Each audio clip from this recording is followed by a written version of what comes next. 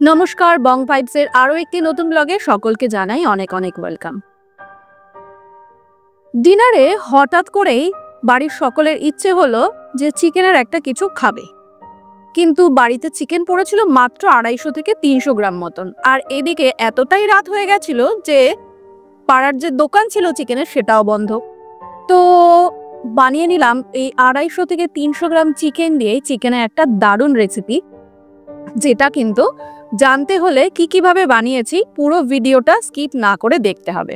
তো দেখে এখানে বুঝতেই পারছেন যে 250 থেকে 300 গ্রাম মতন আমার চিকেন পড়েছিল, বাড়িতে ফ্রিজে রাখা ছিল। তো সেটাই নামিয়ে নিয়ে ভালো করে ধুয়ে নিয়েছি, আর নিয়ে নিয়েছি একটা বড় বাটিতে।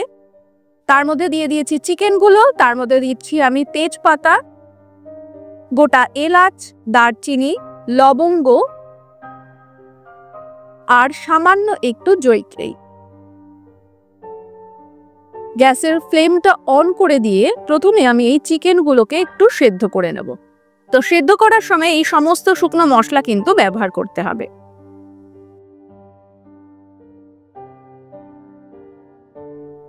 এই চিকেনের রেসিপিটা কিন্তু অবশ্যই বাড়িতে একবার বানিয়ে দেখবেন, সকলে কিন্তু খুব প্রশংসা করবে, এইটুকু কিন্তু বলতেই পারি।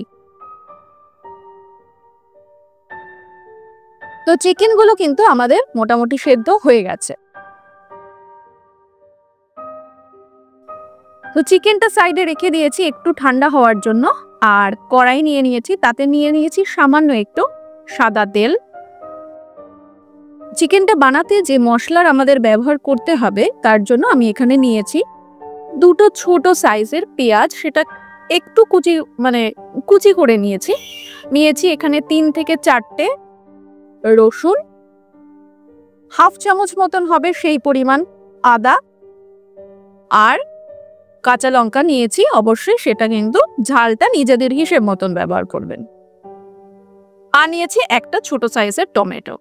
তো যেহেতু চিকেনের পরিমাণটা কম, তো সেই বুঝে কিন্তু আমি এখানে মশলার কোয়ান্টিটিটা আপনাদের দেখালাম। আপনারা কিন্তু আপনাদের চিকেনের কোয়ান্টিটি হিসাবে এই মশলাটা ব্যবহার করবেন। এরপর একটু ভাজা হলে তার মধ্যে দিয়ে দিলাম হলুদের গুঁড়ো 1 চামচ মতন, দিয়ে দিলাম জিরে গুঁড়ো, সেটাও 1 চামচ মতন, 1 থেকে 1.5 চামচ মতন, আর দিলাম ধনে গুঁড়ো, সেটা হাফ চামচ মতন, আর দিয়ে দিলাম কাশ্মীরি লঙ্কার গুঁড়ো, এটাও 1 থেকে 1.5 চামচ মতন, একটা সুন্দর কালারের জন্য এটা ব্যবহার করেছি। তো সমস্তটা আবার বেশ ভালো করে এই তেলের মধ্যে আমরা নাড়াচাড়া করে নেব। দিয়ে দিলাম সামান্য একটু জল, যাতে সমস্ত গুঁড়ো মশলা পেঁয়াজের সাথে বেশ ভালো করে মিশে যায়।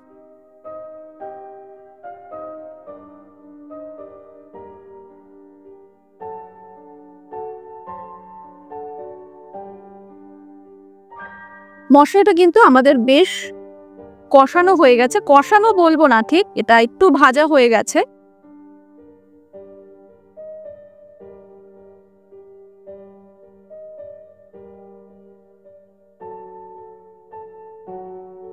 তো এরপর এই মশলাটার একটা পেস্ট আমরা বানিয়ে নেব। তার জন্য সমস্ত মশলাটা আমরা মিক্সার জারের মধ্যে নামিয়ে নিলাম।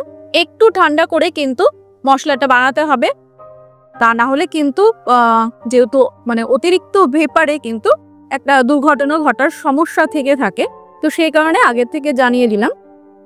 তো যাই হোক, আমরা একটা সুন্দর পেস্ট সেটারও বানিয়ে সাইডে রেখে দিয়েছি। কড়াই নিয়ে নিয়েছি, আবারও দিয়ে দিয়েছি সাদা তেল, আর দিয়ে দিয়েছি হাফ চামচ মতন বাটার। এতে ফোড়ন হিসাবে আমি ব্যবহার করলাম হাফ চামচ থেকেও কম পরিমাণে গোটা জিরে আর 2টো শুকনো লঙ্কা।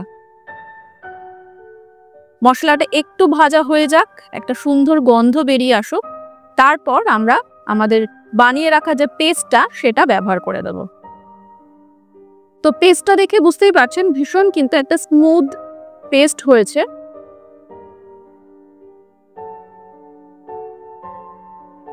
এই চিকেনের রেসিপিটা কিন্তু যে কোনো রকমের রুটি, লুচি, পরোটা সবকিছুর সাথে দারুণ যায়।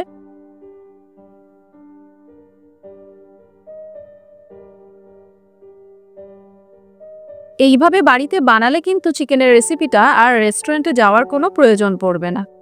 তো সুতরাং ভালো করে মন দিয়ে কিন্তু রেসিপিটা দেখবেন।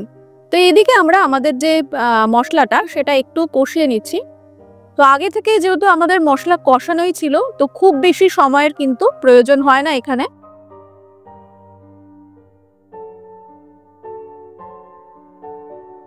তো এরপর যে চিকেনটা আমরা সেদ্ধ করে রেখে দিয়েছিলাম সেটা হাড় থেকে আমরা ছাড়িয়ে নিয়েছি মাংসগুলো। দিয়ে দিলাম আমাদের এই মশলার মধ্যে। এবার বেশ ভালো করে আমরা চিকেনটা মশলার সাথে মিশিয়ে নেব।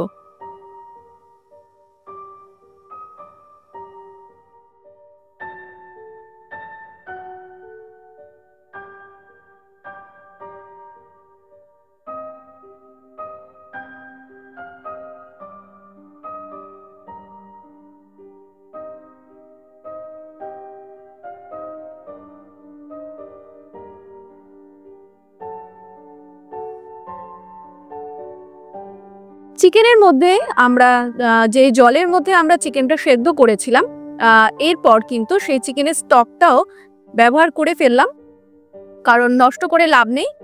যেহেতু আমাদের একটু গ্রেভির দরকার আছে, আর আমরা যখন চিকেনটা সেদ্ধ করেছিলাম চিকেনের সমস্ত যে প্রোটিন, তারপরে চিকেন থেকে যে ফ্যাটটা বেরোয় সেটা, প্লাস হচ্ছে আমাদের যে শুকনো মশলা যেগুলো আমরা দিয়েছিলাম সেই জলটার মধ্যে, সেই সমস্তটাই কিন্তু আমাদের এই রান্নাটার জন্য দরকারি। তো সেটা ব্যবহার করে ফেললাম। আর দিয়ে দিলাম সামান্য পরিমাণে একটু দুধ। তো কেউ চাইলে কিন্তু এখানে দুধের পরিবর্তে ক্রিমও ব্যবহার করতে পারেন। তো ক্রিমটা এই মুহূর্তে অ্যাভেলেবেল যেহেতু ছিল না, তো সেই কারণে আমি একদম বাড়ির দুধটাই ব্যবহার করেছি। আর এরপর দিয়ে দিলাম আমি এখানে সেদ্ধ করার ডিমের স্লাইস। তো রেসিপিটা দেখে কি বোঝা যাচ্ছে যে আমরা কিন্তু রেস্টুরেন্টে প্রায়ই খেয়ে থাকি চিকেন ভর্তা। তো এটা কিন্তু খুব সহজেই বাড়িতে বানিয়ে ফেললাম। আর একটু ফুটিয়ে নিয়ে একদম নামানোর আগে আমরা এখানে ব্যবহার করলাম ড্রাই রোস্ট করা কাসুরি মেথি। ব্যাস, আমাদের আজকের ডিনারের রেসিপি কিন্তু একদম তৈরি। অবশ্যই কিন্তু কমেন্ট করে জানাবেন কেমন লাগলো। অবশ্যই কিন্তু সাবস্ক্রাইব করে পাশে থাকবেন। যারা ফেসবুকের পেজ থেকে দেখছেন অবশ্যই কিন্তু ফলো করতে ভুলবেন না। নমস্কার, সকলে খুব ভালো থাকুন।